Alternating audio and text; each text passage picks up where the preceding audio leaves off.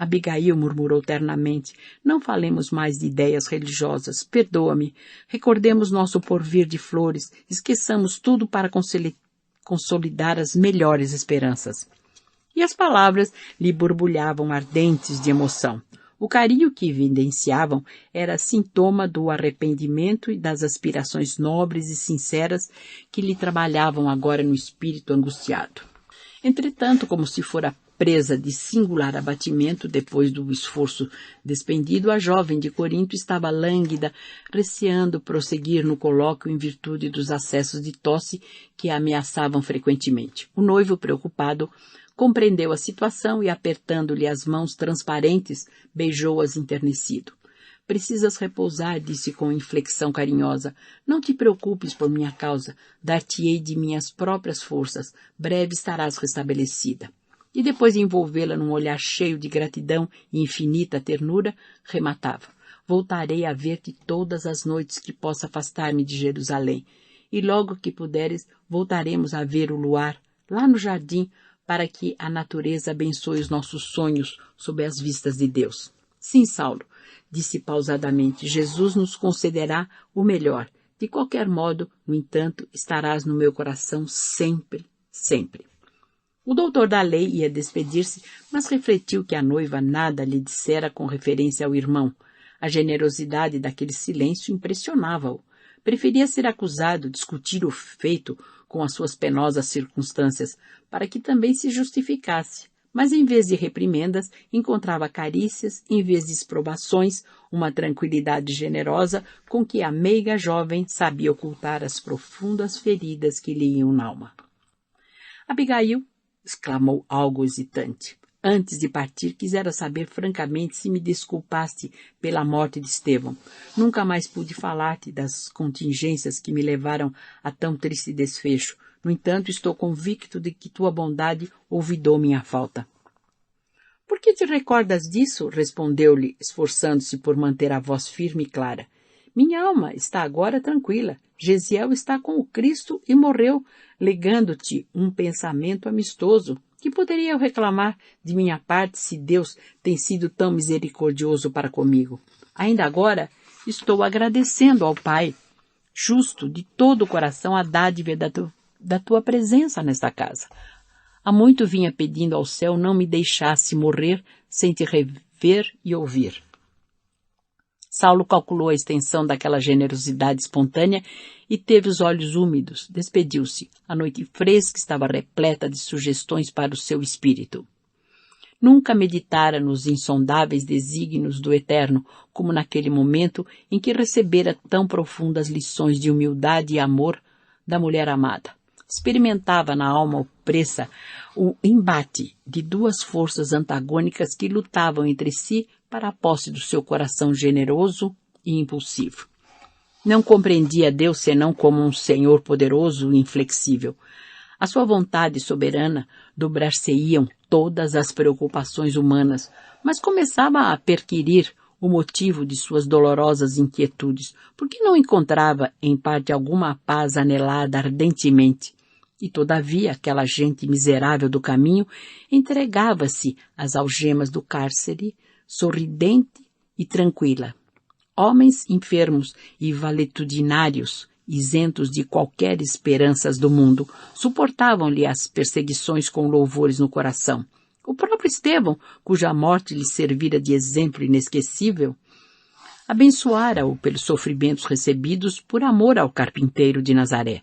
Aquelas criaturas desamparadas gozavam de uma tranquilidade que ele desconhecia. O quadro da noiva doente não lhe saía dos olhos. Abigail era sensível e afetuosa, mas lembrava sua ansiedade feminina, a intensidade de suas preocupações de mulher, quando, eventualmente, não conseguia comparecer com pontualidade no adorável recanto da estrada de Jope. Aquele Jesus desconhecido proporcionara-lhe forças ao coração.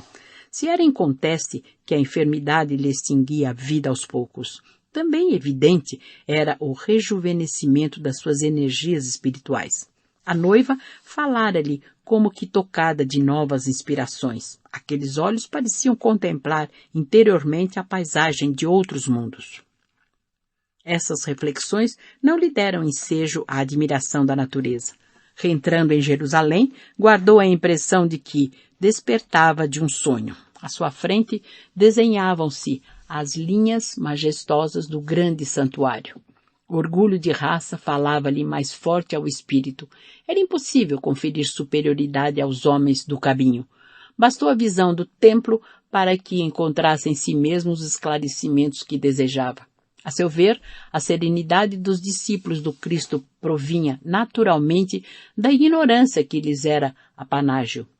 Geralmente, os que se afeiçoavam aos galileus eram apenas criaturas que o mundo desclassificara pela decadência física, pela educação falha, pelo supremo abandono. O homem de responsabilidade, por certo, não poderia encontrar a paz a preço tão vil.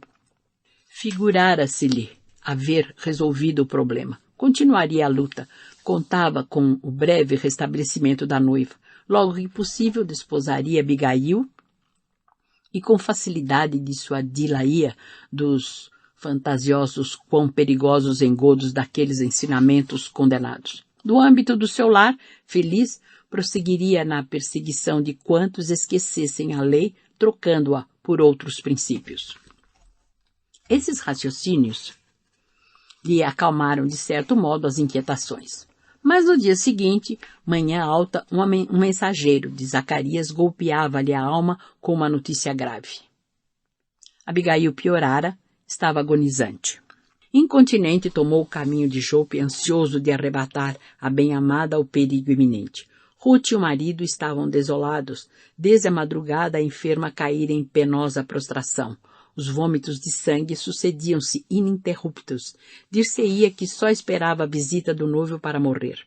Saulo escutou-os, lívido como cera. Mudo, dirigiu-se para o quarto, onde o ar fresco penetrava, embalsamado, trazendo a mensagem das flores, do pomar e do jardim, que pareciam enviar despedidas às mãos delicadas e carinhosas que lhes haviam dado a vida. Abigail recebeu com um raio de infinita alegria nos olhos, translúcidos. O tom de marfim do semblante abatido acentuara-se rapidamente. O peito arfava-lhe precípite. O coração batia sem ritmo. Sua expressão geral evidenciava a derradeira agonia. Saulo, angustiado. Pela primeira vez na vida sentia-se trêmulo diante do irremediável. Aquele olhar, aquela palidez de mármore, aquela aflição tocada de angústia anunciavam-lhe o desenlace. Depois de inquiri-la quanto à razão daquele abatimento inesperado, tomou-lhe as mãos flácidas, banhadas do suor frio dos moribundos. Como foi isso, Abigail? Dizia perturbado. Ainda ontem deixei-te tão esperançado, pedi sinceramente a Deus te curasse para mim. Extremamente sensibilizadas, Zacarias e sua mulher se afastaram-se. Vendo que a noiva tinha imensa dificuldade em expor as últimas ideias, Saulo ajoelhou-se a seu lado, cobriu-lhe as mãos de beijos ardentes. A agonia dolorosa parecia-lhe o sofrimento injustificável que o céu houvera enviado a um anjo. Ele, que trazia o espírito ressecado pela hemenêutica das leis humanas, sentiu-se que chorava intensamente. Pela primeira vez, lendo-lhe a sensibilidade através das lágrimas que lhe desciam silenciosamente dos olhos, Abigail esboçou um gesto de carinho com dificuldade infinita. Conhecia Saulo e comprovara-lhe a rigidez do caráter. Aquele pranto revelava o calvário íntimo do bem-amado, mas demonstrava igualmente o alvorecer de uma vida nova para o seu espírito. Não chore, Saulo, murmurou dificilmente. A morte não é o fim de tudo. Quero-te comigo em toda a vida, replicou o rapaz desfeito em lágrimas.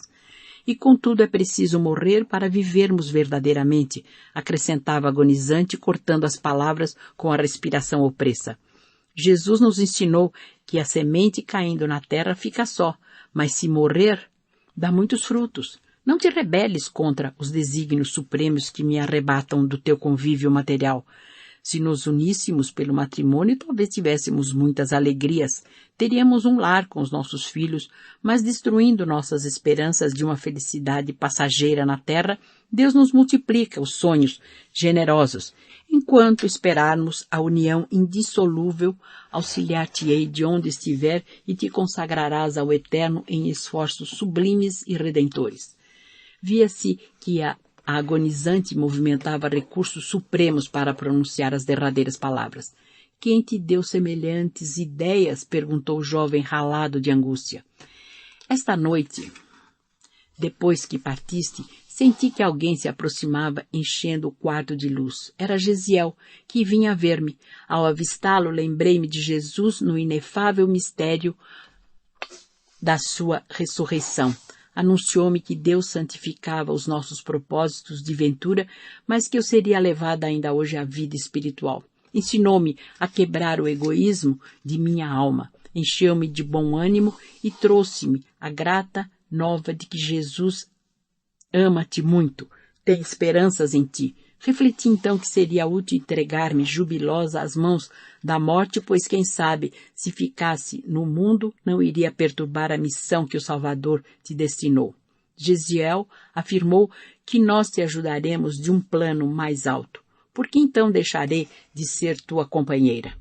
Seguirei teus passos no caminho, levar-te-ei onde te encontrem nossos irmãos do mundo em que abandono. Auxiliarei teus raciocínios a descobrir sempre a verdade. Ainda não aceitaste o Evangelho, mas Jesus é bom e terá algum meio de nos unir os pensamentos na verdadeira compreensão. O esforço da moribunda havia sido imenso. A voz extinguira-se-lhe na garganta. De seus olhos profundamente lúcidos, as lágrimas corriam abundantes. Abigail, Abigail, gritava Saulo desesperado. Mas após longos minutos de angustiosa ansiedade, ela dizia num arranco supremo: Gesiel já veio buscar-me. Instintivamente, Saulo compreendeu que era chegado o momento fatal. Em vão chamou pela moribunda, cujos olhos se empanavam. Debalde lhe beijou as mãos geladas, agora cobertas de um pálor de neve translúcida. Como louco, gritou por Zacarias e Ruth. Esta soluçante e desfeita em pranto, abraçou-se a Abigail, que desde a morte do filho resumia todo o seu tesouro maternal. Agonizante, fixou o olhar respectivamente em cada um, como a evidenciar amoroso agradecimento. Depois, uma só lágrima silenciosa foi seu último adeus. Do jardim próximo chegavam perfumes brandos, o céu crepuscular tonalizava-se de nuvens aurifulgentes, enquanto os pássaros em recolhida cruzavam os ares alegremente. Pesada amargura abatera-se sobre a mansão da estrada de Jope. Alara-se ao céu a filha de